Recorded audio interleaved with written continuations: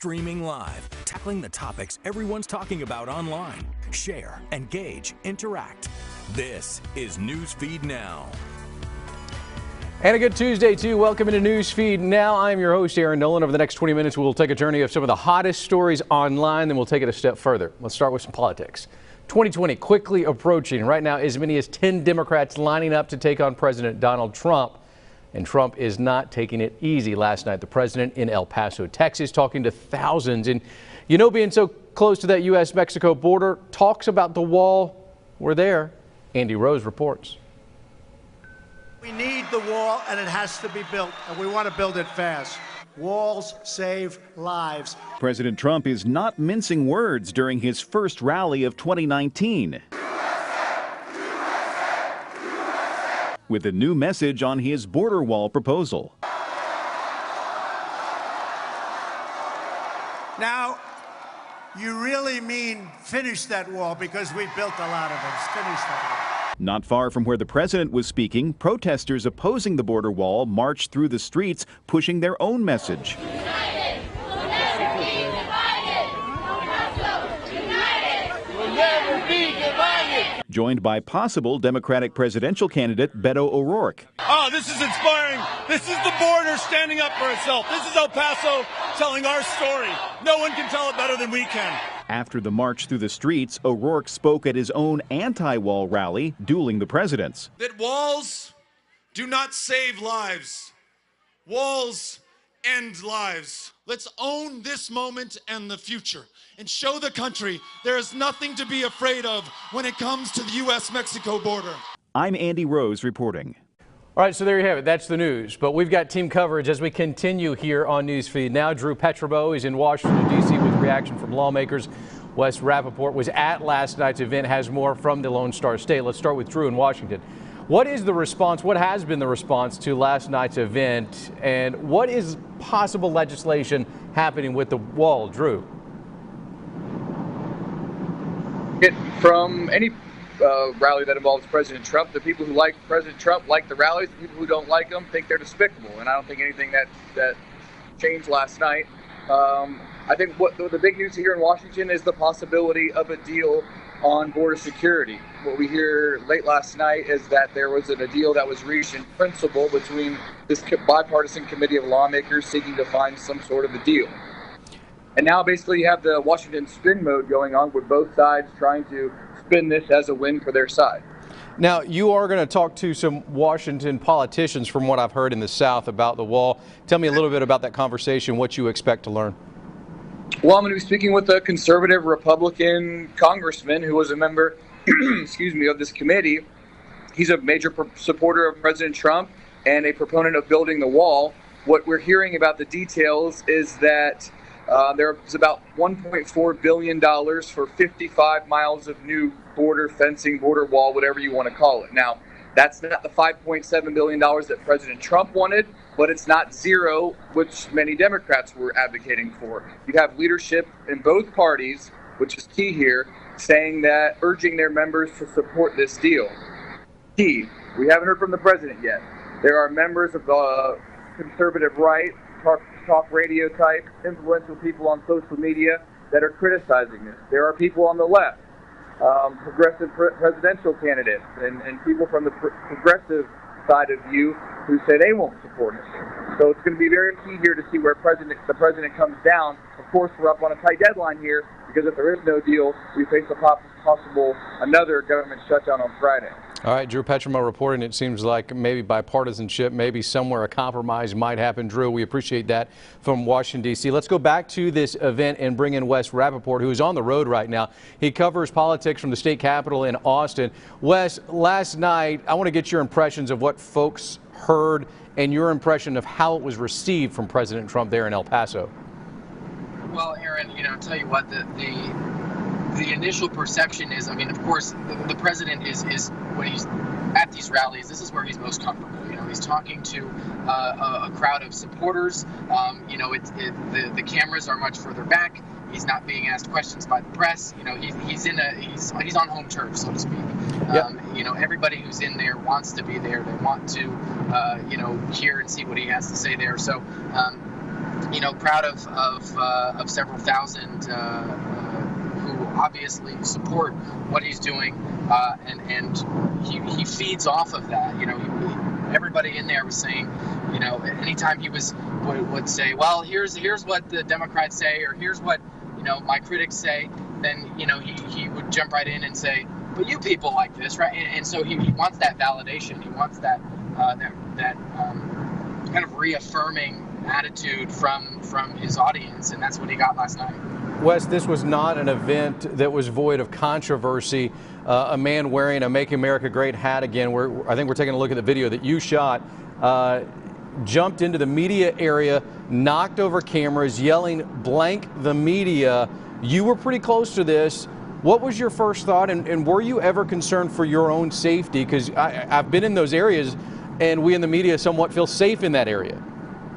Yeah, we cover a lot of these events. This is not my first time covering a rally with President Donald Trump, and there's obviously from him and from many supporters, a negative attitude towards a lot of the press. So we're always kind of paying attention to that, keeping that in mind. In this initial, this specific incident, kind of took a lot of us off guard. We expect some of the criticism, but never. It never or rarely ends up becoming like a violent altercation. This guy charged in from the back and started knocking cameras over. You saw the video there. There was another reporter from another outlet who grabbed the guy and led, kind of connected him with security. If he had decided to go the other way, it would have come, where our camera and our crew were. He ended up, going off towards the left there, and so that there was that initial moment of like, what is going on? And then you kind of realize, okay, this is the reality of this situation. We need some security over here at this point, and luckily no cameras or people were broken or harmed physically. Wes, they're telling me to wrap, but very quickly, how did the president handle this? Did he notice what was happening there in front of him where all the cameras were? Yeah, he did notice. He did sort of stop and ask and sort of wait to see what was happening, and then asked if everything was okay. There were multiple protests in this rally. So this was not the only incident, but it was the only one where the media was directly involved. So definitely unusual, but glad that everybody was okay. Wes Rappaport reporting for us. Wes, thank you so much. Drive safely. We appreciate you taking the time here on Newsfeed Now. That wraps up our political segments, but let's move on. We've got other big stories to talk about. If you're like me, you're always looking for that close parking spot at the mall or at the grocery store. Call me lazy, but I don't want to walk that far. But like many of you guys out there watching, there's one spot I'll never take: the handicapped spaces. Those are reserved for the folks who need them. But in Wichita, Kansas, a mother with handicapped children is asking for help after someone took a spot illegally, causing her handicapped van to have a tight squeeze. And then when she came out of this business, the van had been keyed. Krystle, Sherrell has the story. Okay, put your leg up. Ruth Johnson and her family were at this Target on East 21st Sunday night when they tried to park in a handicap space. We have two little ones who have osteogenesis imperfecta, which is brittle bones. Our daughter just recently broke her femur and had to have surgery. And so she is non-weight bearing for about 6 to 8 weeks and has to be in a wheelchair. Johnson says the car ahead of them parked in this wheelchair accessible lane, forcing them to back in to get their daughter out. They were able to make it inside the store, but when the Johnsons came out, they noticed their van had been keyed. You don't think that that's actually going to happen? The family took pictures, filed a police report, and then went to social media to try to raise awareness. It makes things very inconvenient for us because we either have to go somewhere else or park further away, which makes it very hard for us to get in and out of the store. Amy Hott is another mother who has experienced issues with handicap parking. Her 19-year-old daughter, Maya, needs a wheelchair to get around. If we didn't have it, she wouldn't go anywhere. Both moms hope that sharing their stories will get people to pay more attention. I just wish people would open their eyes and see that not everybody has two legs and can get out and walk around and move about easily. There are reasons for these places, and it's not to impede you, it's to help others. Heavy reminder there. Krystle joins us now live from Wichita, Kansas. Krystle, you're reporting on this subject. First things first, has law enforcement had any luck finding the person who drove that car? And if so, what charges, if any, could they face? Well, as of this morning, no citations have been given in that case, but we do believe that they have that license plate number. We did blur it out for the story, but officials have that license plate number, so it probably won't take them long to track down who owns the vehicle. It seems this mom had a pretty even-keeled nature about herself. Did she ever get upset? Was she ever emotional? I mean, as a dad myself, I know that Papa Dad, you know, Papa Bear comes out just like Mama Bear would.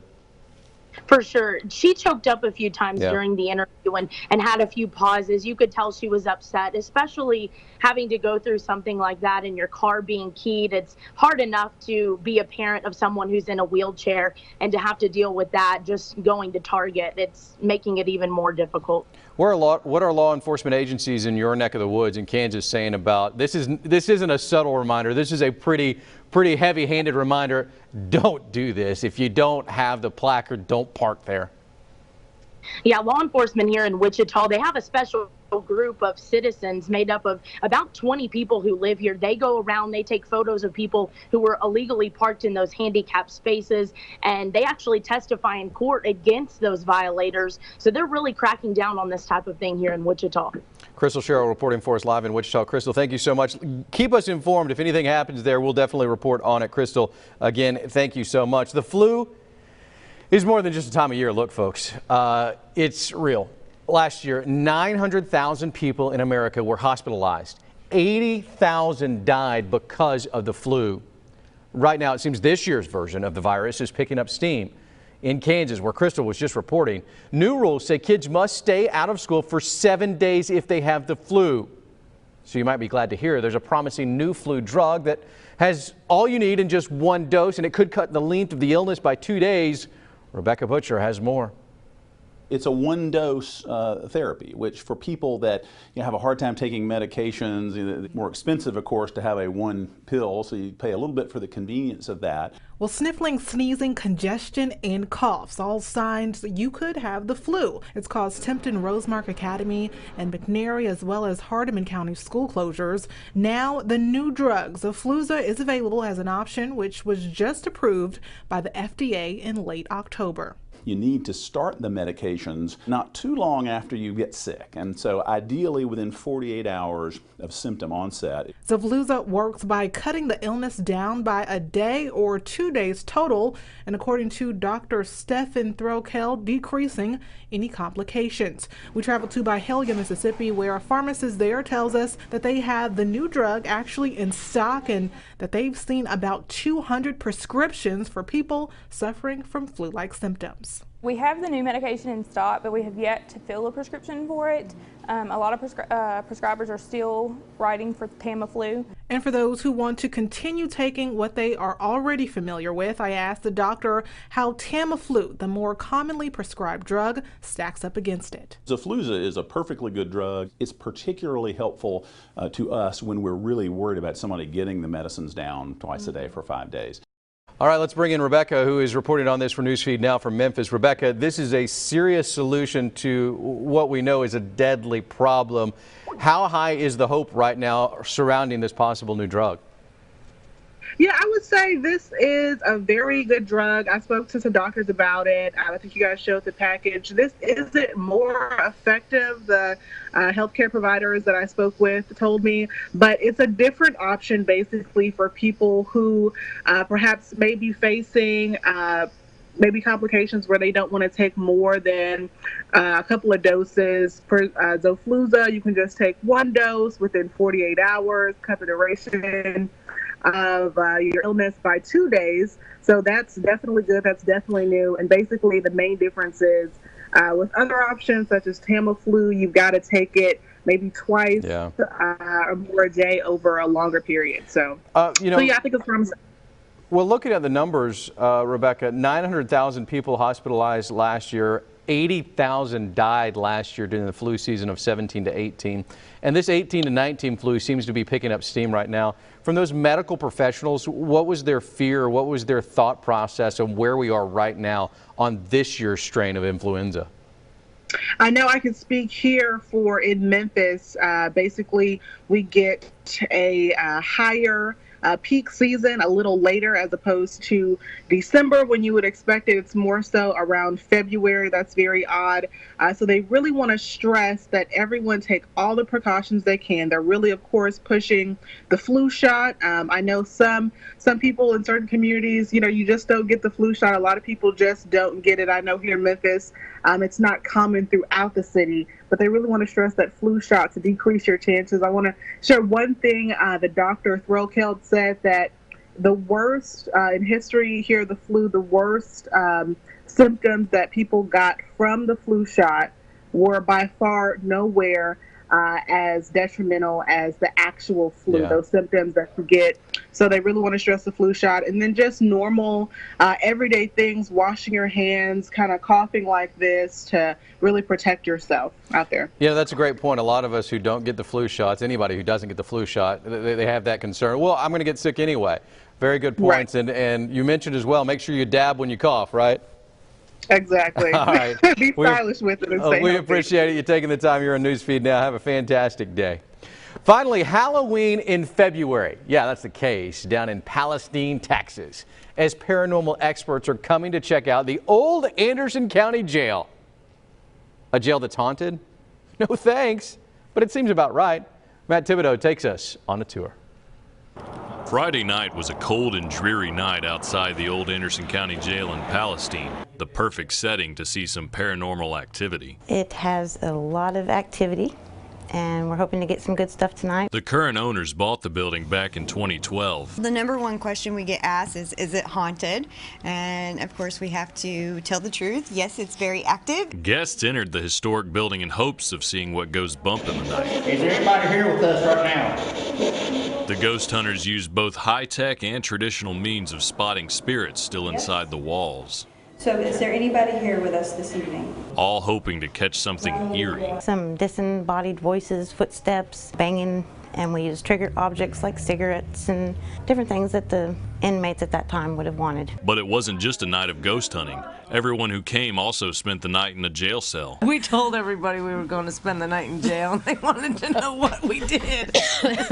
Most of all, it was a chance to have some fun with your family in a place you wouldn't expect to find it. It's for their birthday, too, yeah. Oh, they scare, their pin drop scares them. Yeah. I can't wait to get them later. So when you go to bed, just before you close your eyes, listen for those mysterious sounds in the night.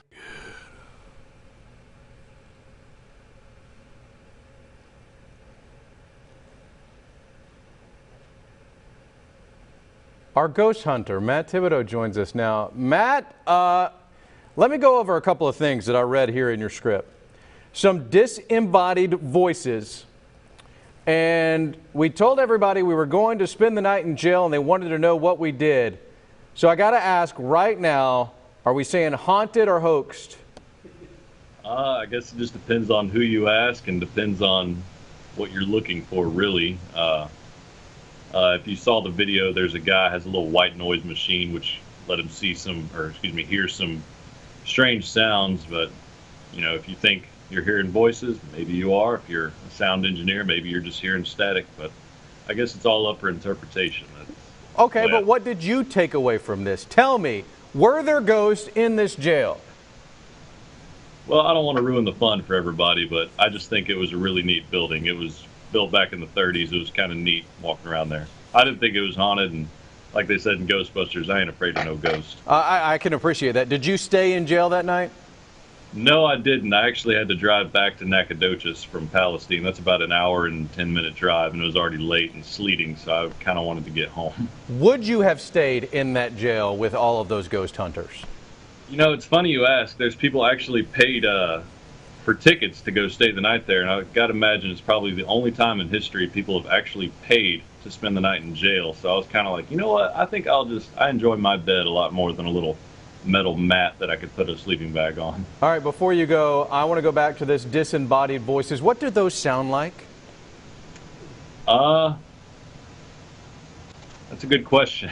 So we don't know what the disembodied voices sound like. I've heard of disembodied bodies, but disembodied voices, that freaks me out. I didn't hear any disembodied voices, so I guess I'm in the dark too. All right. Maybe we're all in the dark, just like those ghosts may still be in the dark there at the county jail. Matt, thank you so much.